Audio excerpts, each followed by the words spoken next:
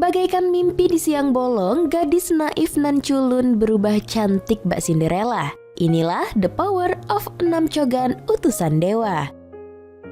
Awal mula cerita, kita diperkenalkan dengan seorang gadis naif nan culun bernama Gongju. Selain tak pandai menata busananya, ia juga tak pandai berdandan. Bahkan suatu ketika saat berada di lift, seorang anak kecil sampai menangis ketakutan melihat Gongju. Tentu saja hal tersebut membuat Gongju semakin insecure dengan dirinya. Meski begitu, Gongju adalah seorang pemandu wisata yang fasih berbahasa Tiongkok. Suatu hari ketika akan memandu wisatawan di pusat perbelanjaan Lotte Duty Free, Gongju malah datang terlambat. Karena hal itu, perannya digantikan oleh rekannya yang bernama Bitna. Bitna adalah temannya yang cantik namun sedikit sombong. Meski bersikap baik pada Gongju, namun Bitna menyimpan rasa benci padanya.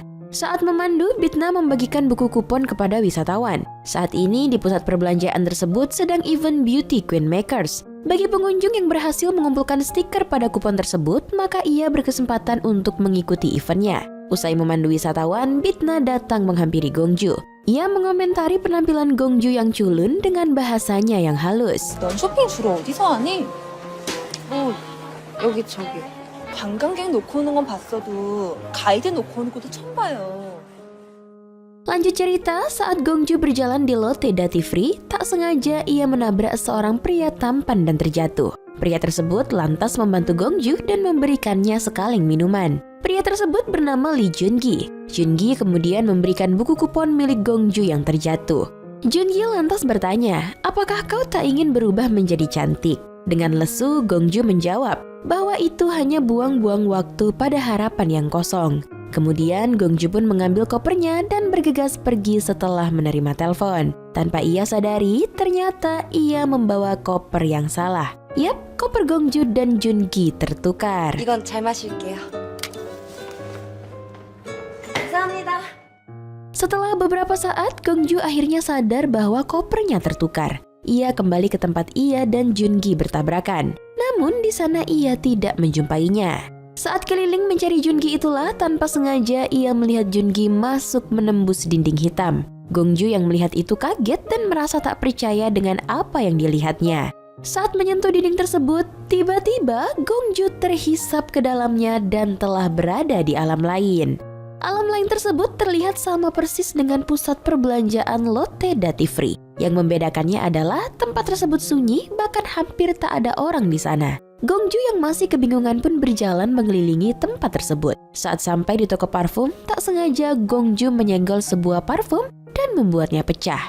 Mendengar suara pecahan tersebut, seorang pria tampan bernama Chansung datang menghampiri. Saat Chansung hendak membersihkan kaca botol yang pecah, ia sadar bahwa Gongju adalah manusia. Dengan nada mengintimidasi, Chansung bertanya, bagaimana bisa seorang manusia masuk ke sini? Gongju yang ketakutan langsung meminta maaf dan kabur.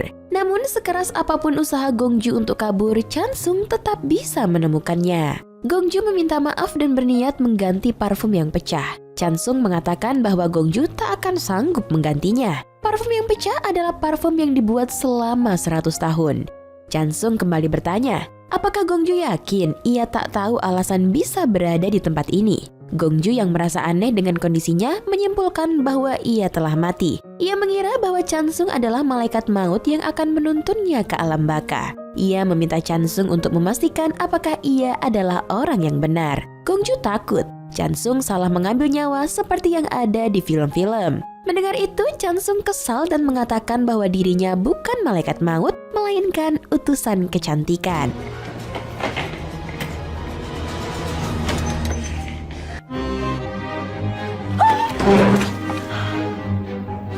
따라와. Saat berjalan menuju suatu tempat, Chansung menanyakan mengapa orang yang ada di dunia Gongju suka membandingkan dirinya dengan orang lain. Ya elah mas ganteng, belum tahu aja lu kan gimana netizen Konoha? Jangankan muka, bulu ketek aja dibanding-bandingkan. Tak lama kemudian mereka masuk ke sebuah ruangan yang dipenuhi cermin. Gongju yang takut dengan cermin langsung menunduk. Scene flashback pun ditampilkan. Saat SMA, Gongju pernah mencoba memakai pakaian balet dan menari di depan sebuah cermin besar. Karena belum mahir menari, Gongju pun terjatuh. Para siswa yang melihat itu langsung mentertawakan Gongju yang sok kepedean memakai baju balet dan menari. Itulah alasan mengapa kini Gongju sangat takut melihat cermin. Kembali ke masa kini, Gongju berkata kepada Chansung ketika ia melihat cermin, ia sadar bahwa tak ada hal baik dari dirinya yang bisa diubah. Mendengar itu, Chansung membawanya kembali ke toko parfum dan menyuruhnya memilih satu parfum. Usai memilih, Chansung mengatakan, "Ingatlah, yang kau lihat itu bukanlah segalanya." Kemudian Chansung menyemprotkan parfum ke wajah Gongju. Yap, tiba-tiba saja Gongju bangun dari tidurnya. Ia sudah berada di dunia manusia. Gongju mengira bahwa semua yang terjadi padanya adalah mimpi belaka.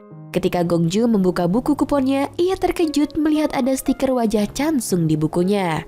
Kemudian ketika Bitna mengatakan bahwa Gongju sangat wangi seperti memakai parfum, Gongju sadar bahwa itu bukan mimpi.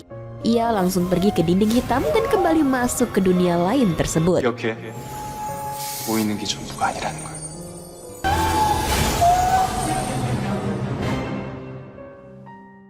Sesampainya di dunia lain, Gongju kembali berjalan mengitari gedung hingga akhirnya menghampiri pusat layanan informasi. Yap, Gongju kembali bertemu Babang Tamfon bernama Lituk. Gongju bertanya kepada Lituk di mana ia bisa menemukan kopernya yang hilang. Koper yang ia miliki sekarang adalah koper orang lain yang tertukar. Lituk pun mengajak Gongju ke sebuah ruangan tempat penyimpanan barang hilang. Karena Lituk mageran, ia meminta Gongju mencari sendiri kopernya. Bukannya menemukan koper, Gongju yang ceroboh justru terjatuh dan beberapa barang menimpa dirinya. Melihat kondisi Gongju yang semakin kucel dan penuh debu, Lituk memberikan sabun cuci muka kepadanya. Gongju pun membersihkan wajahnya dan mengganti pakaian yang ada di ruang penyimpanan. Karena Lituk mengatakan baju yang Gongju kenakan norak, Gongju pun hendak menukar bajunya. Saat memasuki ruangan untuk ganti baju, tiba-tiba Gongju berpindah ke ruang belajar semasa SMA dulu. Gongju melihat ada pesan di atas meja belajarnya. Scene flashback pun ditampilkan. Saat itu seorang pria menyatakan perasaannya kepada Gongju. Gongju yang polos pun menerima cinta tersebut. Namun sayang, ternyata itu hanyalah prank. Gongju menangis dipermalukan seperti itu. 좋아해. 널. 집어쳐! 무슨 못 쳐? 야, 오마야. 나 이거 비싼 거라 그랬는데. Scene kembali ke masa sekarang. Melihat Gongju yang bersedih, Lituk mengatakan, "Mengapa kau hanya melihat kekuranganmu tanpa berusaha mengubahnya?" Gongju berkata, "Bukannya aku tak mau berubah, aku hanya tak tahu harus mulai dari mana." Mendengar itu, Lituk lantas mengajaknya ke toko make up dan menghias wajah Gongju. Gongju yang takjub akan hasil riasannya tak percaya bahwa wanita yang di cermin itu adalah dirinya. Lalu tiba-tiba Lituk menghilang. Gongju yang kebingungan mencari Lituk sampai ke pusat pelayanan informasi. Namun ia tidak menemukannya. Tak lama kemudian alarm gedung berbunyi. Tiba-tiba segerombolan security datang dan mengejar Gongju. Gongju yang bingung lari ketakutan. Hingga akhirnya ia ketangkap oleh kepala keamanan gedung tersebut. Yap, kembali Gongju bertemu Babang Tamfon bernama Huang Chiol. "Duh, mimpi apa sih kamu mbak? Kok hari ini kamu didatangi Babang Tamfon terus sih? Jadi iri deh."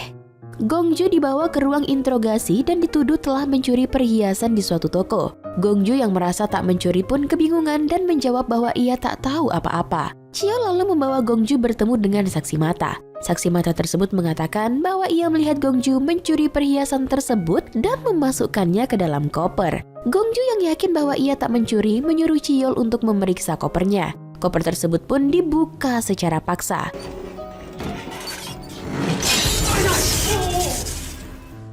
Saat petugas berusaha membukanya, tiba-tiba keluar pantulan sinar terang dari dalam koper. Melihat sinar itu, Chiol sadar bahwa koper tersebut adalah milik sang master.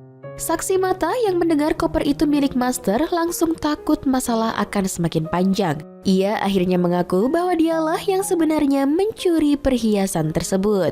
Chiol kemudian meminta maaf karena menuduh Gongju. Ia kemudian memberikan kalung untuk Gongju sambil berkata, "Kau akan membutuhkan ini." Yap, seketika Gongju pun kembali ke dunia manusia. Saat di dunia manusia, Gongju melihat buku kuponnya sudah tertempel wajah Chansung, Lituk, dan Chiol. Bitna yang melihat itu pun merasa bahwa Gongju sengaja mengumpulkan stiker agar ia bisa mendaftar sebagai finalis Secret Queen Makers. Bitna kembali merendahkan Gongju yang tak pantas mengikuti event tersebut. Hal tersebut juga disebarkan Bitna ke grup alumni SMA. Grup tersebut langsung ramai dan terus merendahkan Gongju. 변신도 변신 나름이지. 나한테 관심 좀 끊어줄래? Kesal dengan keadaan yang ada, Gongju melepaskan kalung yang diberikan Chiyeol dan hendak membuangnya. Hal tersebut dicegah oleh pria tampan bernama Chanyeol. Chanyeol mengatakan bahwa ia sangat memerlukan Gongju. Yap, Gongju kembali masuk ke alam lain. Di sana keadaan gedung sedikit mencekam. Chanyeol berkata bahwa saat ini mereka sedang diserang kekuatan gelap. Hal itu karena pertahanan gedung melemah, disebabkan oleh manusia yang ragu dengan mereka. Yap, manusia yang dimaksud adalah Gongju. Gongju dan Chanyeol terus berjalan sambil menghindari penjahat.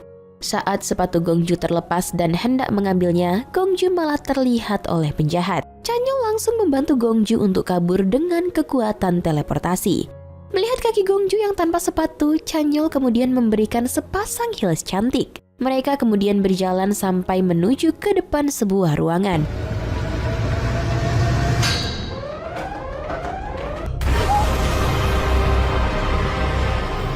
여기서 좀 기다려.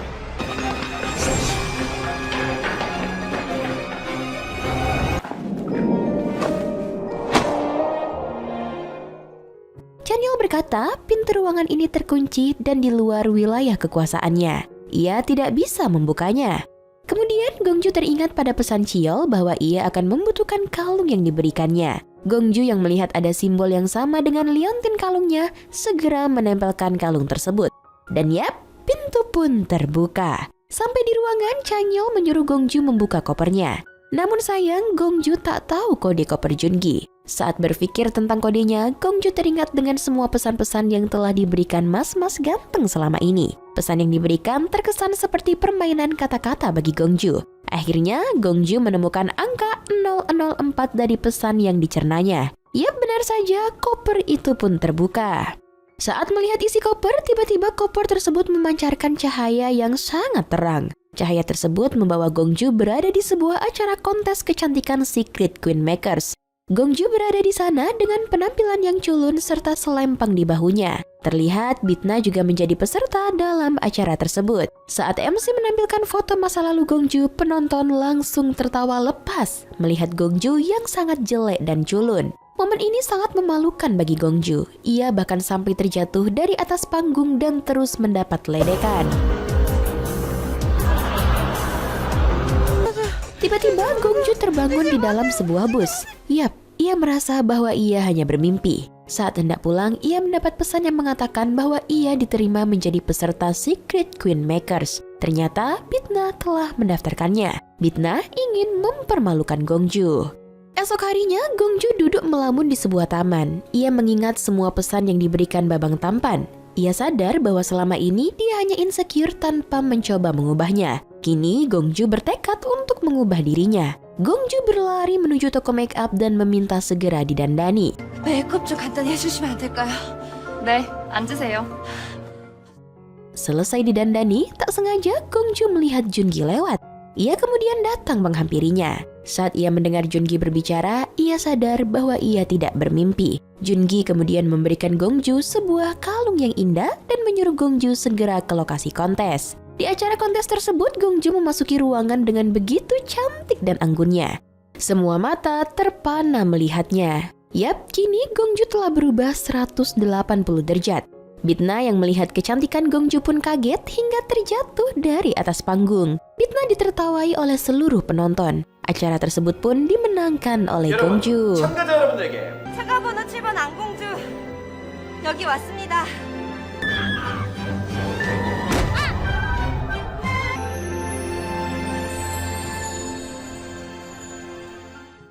Usai acara, Gongju datang menghampiri Bitna yang kesakitan. Gongju sempat bertanya, mengapa Bitna sangat membencinya. Bitna mengatakan dulu dirinya sangat gendut dan selalu dipermalukan. Saat ia melihat Gongju, ia teringat pada masa lalunya yang kelam. Meski Bitna membencinya, Gongju tetap membantu Bitna. Hal itu membuat Bitna luluh dan mereka pun berdamai. Kembali ke rutinitas, Gongju melakukan tugasnya sebagai pemandu wisata. Saat perjalanan ke pusat perbelanjaan Lotte Duty Free, Gongju melihat seorang turis cupu seperti dirinya yang lalu.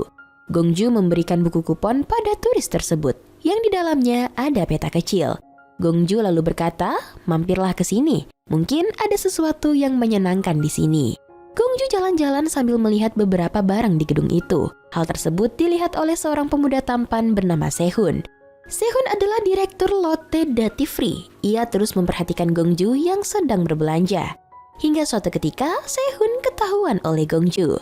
Saat melihat Sehun, Gongju sadar bahwa pria ini adalah teman masa mudanya. Sehun adalah orang yang dulu pernah ngeprank nembak Gongju. Sehun meminta maaf karena hal itu. Sebenarnya ketika itu ia beneran suka pada Gongju. Sehun sedikit heran beberapa hari yang lalu ia melihat Gongju masih cupu. Namun sekarang sungguh sangat cantik. Gongju sedikit bingung. Ia merasa beberapa hari yang lalu tak pernah bertemu dengan Sehun. Sehun berkata dialah pria yang bertabrakan dengan Gongju waktu itu. Kini Gongju sadar bahwa orang yang ia tabrak bukan Jungi melainkan Sehun. Sehun yang sudah lama memendam perasaannya kini membulatkan tekad. Ia tak akan melepaskan Gongju. Aduh, selain glow up, Mbak Gongju dapat bonus jogan nih. Mau dong jogannya satu? 이젠 안 놓칠래. 예전부터 너 많이 좋아했었어. 감사합니다, 마스터님. 그때 캐리어 바뀌게 해주셔서.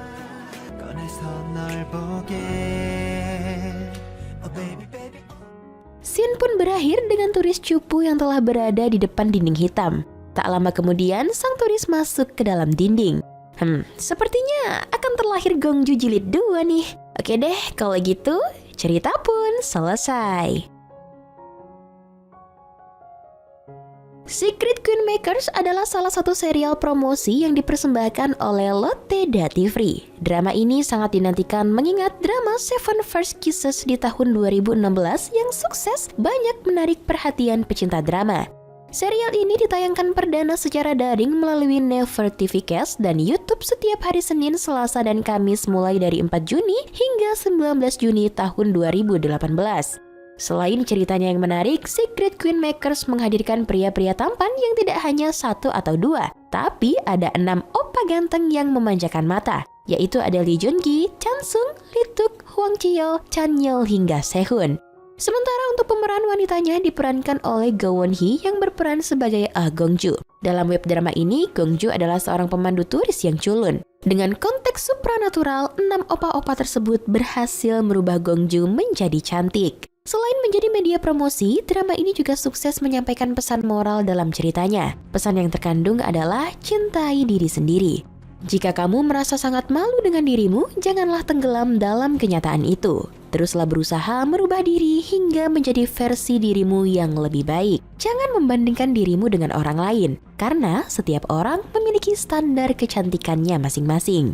Buat kamu yang suka drama bergenre seperti ini, maka drama ini cocok banget buat masuk ke list tontonan kamu. Bagi kalian yang menyukai genre drama romantis supernatural, mini drama ini juga boleh jadi masuk dalam list tontonan kalian ya. Oke, masuk pada penilaian, Biro Perfilman UBR Media memberi rating drama Secret Queen Makers 6,5. Like dan share ke teman-teman tersayangmu agar mereka juga ikutan nonton drama keren ini. Dan jangan lupa subscribe channel UBR Entertainment. Terima kasih banyak dan bye-bye!